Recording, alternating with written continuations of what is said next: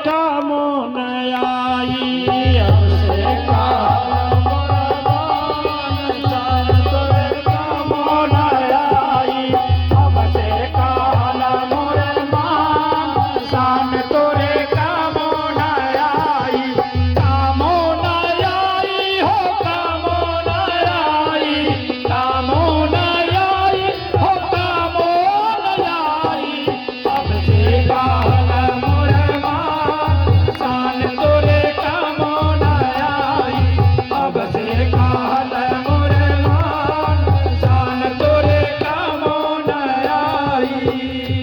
दिव्य आत्माएं अभिमान चकनाचूर हो जाता। देखिए कभी कभी अभिमान होता है ना कि हमारा लोग पैर छुए, ठीक है, दधीचवा भाग गया का भाग गया। सर्वप्रथम प्रवचन हुआ था हमारा, सर्वप्रथम शुरुआत हुआ था धनछुला में। ये अवधूत अखिलेश्वरानंद जी की मौसी हैं, उनके यहाँ से, ठीक है। तो उस समय के हीरो थे दधीच जी, हैं? अब दधीच जी जब पहुंचे वहां तो सब माने हम तो भाई किसी से पैर छुआते नहीं। अब दधीच जी सबसे लंबे में लंबाई में बड़े हैं, और जैसे वहां पहुंचे हल्ला हो गया कि बड़का गुरुजी आ गया। क्या हुआ हल्ला? अभी दिखा देते, कहाँ भागा है, दिखा देते। तो जब अब सारी देवियां और लोग लगे बड़का गुरुजी, वो सोचे कि गुरुजी की गुरुजी है। जब बड़का गुरु हुआ तेनों की जो लंबाई में बड़ा, अब सब लगी देवियां पैर छूने। जब हम देखे पैर छुआ रहा है तब तक हमको देखा, तो कहा तू हम लोग के सोचे चाहे गुरु जी देखा तो मत कहे धरो ताड़ा, अरे बे चल जाइए तो धरी है ना, की रोकता, खूब लोग धरी। अब बाद में फैल गया कि गुरुजी नहीं है, इनके गुरुजी हैं, गुरुजी इन्हीं के गुरु हैं। तो भाग रे, तब कौन धरी रे, भाग रे। अभी बेचारा बैठकर इंतजार कर रहा है कि अब भी धरो, इशारा भी कर रहा है, कोई उठकर आ ही नहीं रहा। तो अभिमान की बात देखिए ना, जब किसी भी तरह से इन प्रकार अभिमान आ जाता है ना, तो अच्छा अभिमान सबको आता है। और अभिमान मर्दन भी होता है, नहीं रावण का मर्दन हुआ, समय नहीं है ना सुनाते भगवान राम का अभिमान कहाँ मर्दन हुआ, क्योंकि तज्जुब लग रहा है ना। कृष्ण का क्यों हुआ, हनुमान का कब हुआ और कैसे मर्दन हुआ, समय नहीं है, नहीं समझा देते आपको शास्त्र से, पुराण से, वेद से।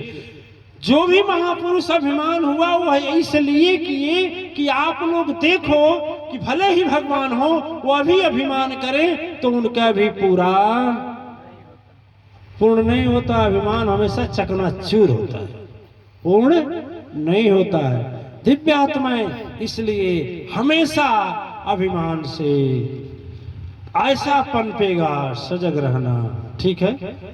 दूसरा सत्संग हुआ वशिष्ठ जी के यहाँ, दूसरा सत्संग तो वशिष्ठ जी के यहाँ हुआ।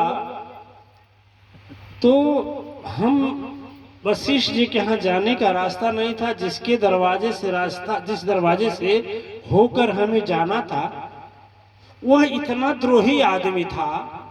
इस गांव के लोग तो धन्य हैं, इस क्षेत्र के लोग बहुत नमन करने योग्य हैं कि बेचारों से जो भी हो सकता है सत्संग सुनते ही हैं। साथ साथ धन्य है वह दिव्य आत्माएं कि कुछ न कुछ सहयोग भी कर रहे हैं इस धर्म संस्था में, इस धार्मिक कार्य में, पूजनीय हैं इधर के लोग।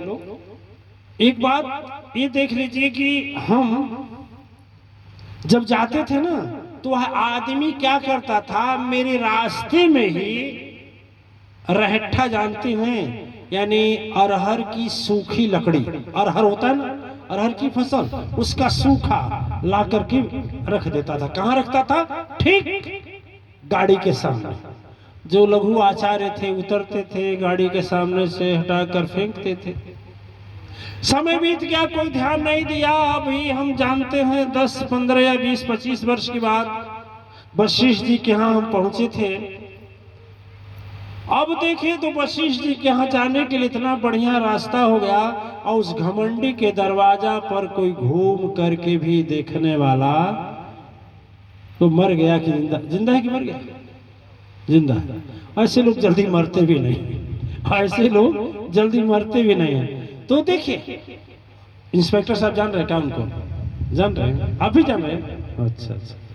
जो भी हो, दिव्य आत्माएं, अभिमानी का सिर हमेशा नीचा होता है, अभिमानी का सिर हमेशा नीचा होता है, कितना बाहुबली हो, लेकिन यदि अभिमान बसा जाता है, केवल अभिमान के कारण नाश हुआ दुर्योधन का, और कुछ नहीं था। बस अभिमान की परिभाषा यदि उलट दिया होता, प्रेम का परिभाषा पढ़ लिया होता, तो शास्त्र के पन्ने में उसका नाम अमर होता। अभिमान पर के रास्ते पर जो भी चला, रावण दुर्योधन स्कंदर सबका विनाश हो।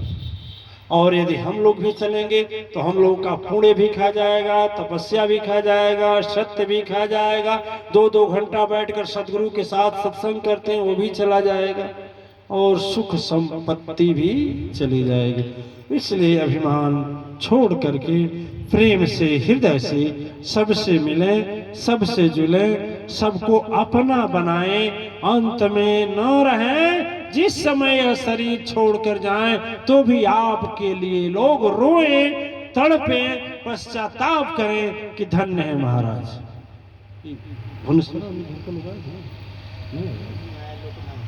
ओ दिव्य आत्माएं, अब इसी के साथ हम समापन करेंगे, समय बहुत हो गया, दीजिए। वो कागज कहाँ है?